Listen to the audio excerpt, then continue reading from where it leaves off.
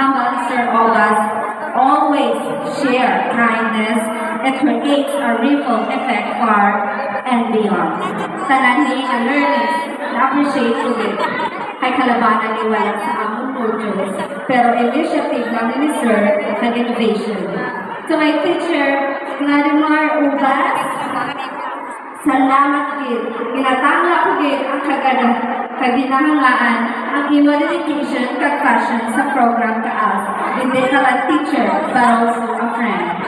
Gusto ko nga i-grab ang opportunity na magpasalamat sa mga support sa program kaas. First, ang LGU na nakukit ang bulig sa amon, headed by Mayor Nel Rizares, salamat din.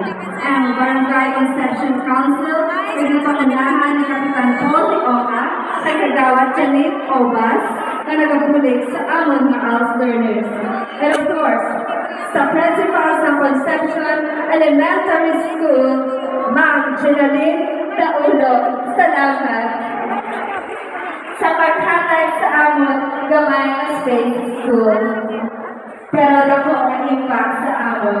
Ang amon district supervisor, si Sir Batallones, si Sir salamat kayo sa suporta sa ALS. Dati kayo sa amon program. Dream.